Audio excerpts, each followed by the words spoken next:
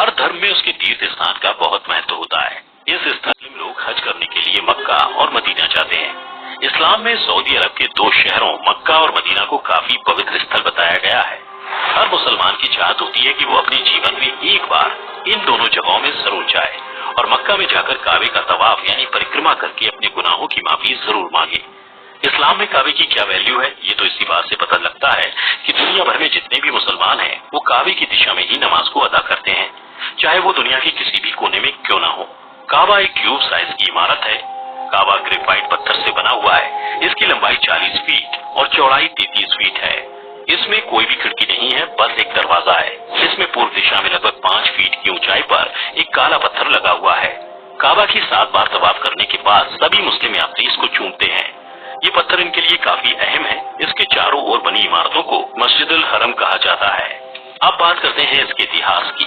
इसके निर्माण को लेकर लोगों में काफी मतभेद है। लोगों का कहना है कि काबा का निर्माण फरिश्तों ने आकर करा है। साथ ही लोगों का ये भी मानना है कि आज भी लगभग 70,000 फरिश्ते यहाँ काबे की तवाफ यानी परिक्रमा करने आते हैं और नमाज भी अदा करते हैं। अरब देशों के मुताबिक मक्का में काबे को लेकर एक और कहानी भी चर्चित है। कहा जाता है जब मुस्लिम्स के भगवान यानी अल्लाह ने पहले 2 इंसान आदम और हव्वा यानी पहली महिला और मर्द को बनाया तो इनसे नाराज होकर अल्लाह ने इनको धरती पर भेज दिया, जिसके बाद ये दोनों एक दूसरे से अलग हो गए। कई सालों तक ढूंढने के बाद ये दोनों जहाँ मिले वो जगह मक्का थी। यहीं आदम ने हव्वा की मिलने की खुशी में खुदा को सजदा कर शुक्रिया अदा किया था, जिसके बाद उसी जगह में बाद में काबा का निर्माण किया गया। इसके साथ ही एक और कहानी भी लोगों के बीच मौजूद है, जिसके बाद ये नष्ट हो गया। फिर हजरत इब्राहिम ने अपने बेटे हजरत इस्माइल के साथ मिलकर इस जगह का निर्माण किया था। इस्लाम धर्म के ग्रंथ कुरान के मुताबिक ये पैगंबर थे। अपने निर्माण के समय ये बिना छत वाली एक रेक्टेंगल टाइप की इमारत थी। लोगों का मानना है कि इन दोनों कहानी का जिक्र कुरान में नहीं मिलता और इस कहानी के लिए कुरान और हदीस का रेफरेंस इसलिए नहीं दे सकते क्योंकि ये दोनों कहानी नबी से पहले के वक्त की बात है। इतिहासकार काबा को धार्मिक के साथ साथ एक व्यापारिक क्षेत्र बनाने का पूरा श्रेय कुसई को देते हैं। ये कुरैश घराने से ताल्लुक रखता था। कुसई ने अपने आप को राजा घोषित करने के साथ काबा की चाबी अपने हाथ में रखी और जर्जर हो चुके काबा को फिर से बनवाया। दूर दराज क्षेत्रों में बसे अपने कुरैश रिश्तेदारों को मक्का में लाकर बसाया। तीर्थ यात्रियों से मक्का में प्रवेश से पहले कर वसूलने का प्रावधान था। जमजम के पानी पर अपना प्रभुत्व रखा। कर चुकाने के बाद तीर्थ यात्रियों के खाने और पीने की जिम्मेदारी कुसई के प्रशासन की ही होती थी। इसके अलावा मुस्लिम मान्यताओं के हिसाब से मोहम्मद साहब ने 620 ईस्वी को मक्का से यात्रियों के लिए यात्रा शुरू की। आज यही जगह मदीना के नाम से जानी जाती है। 628 से 630 ईस्वी में जब मोहम्मद साहब वापस आए तो इस जगह को इबादत गाह के रूप में इस्तेमाल किया जाने लगा। काबे में लगे पत्थर के बारे में कहा जाता है कि ये पत्थर इस दुनिया का नहीं बल्कि इसको हजरत जिब्राइल अलैहिस्सलाम जन्नत से लेकर आए थे। ये इस्लाम धर्म में एक महत्वपूर्ण फरिश्ते के रूप में जाने जाते हैं। ये भी कहा जाता है कि जब इस पत्थर को यहाँ लगाया गया था तो ये सफेद रंग का था, पर दुनिया में बढ़ते पाप के साथ इसका रंग काला होता चला गया।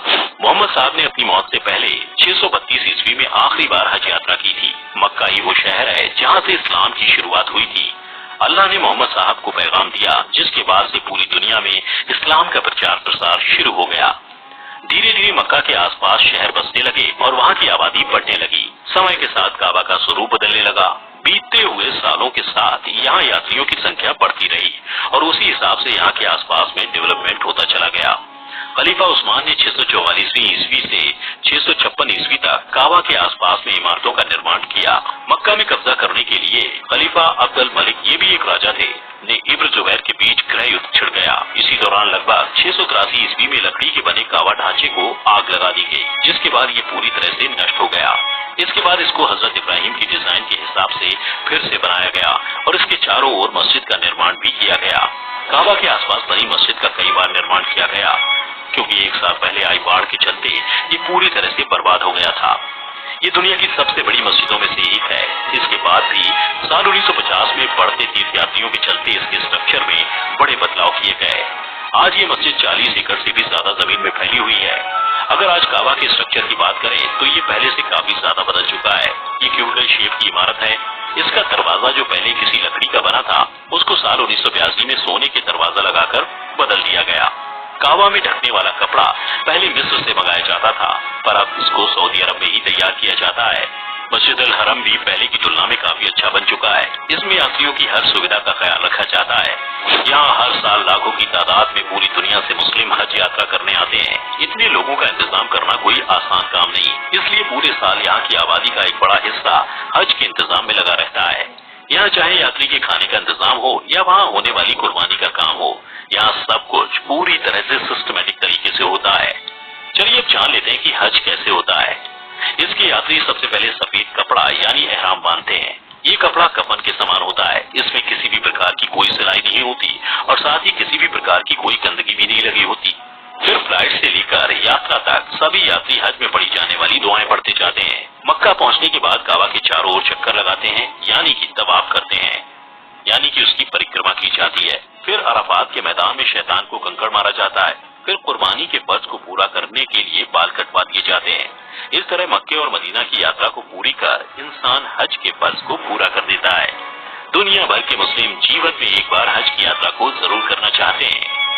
साथ ही ये भी मान्यता है कि जो इंसान काबा में पूरे मन से मन्नत को मानता है वो जरूर पूरी होती है। सऊदी अरब और काबा का पूरी दुनिया में अलग ही महत्व है। यहाँ किसी भी गैर मुस्लिम को प्रवेश नहीं दिया जाता है। आपको काबा का इतिहास जानकर कैसा लगा, ये हमें कमेंट करके कमेंट बॉक्स में जरूर बताएं। अगर आपको ये वीडियो अच्छा लगा हो तो लाइक और शेयर जरूर करें और अगर आप चैनल पर नए हैं तो इसको सब्सक्राइब जरूर कर लें।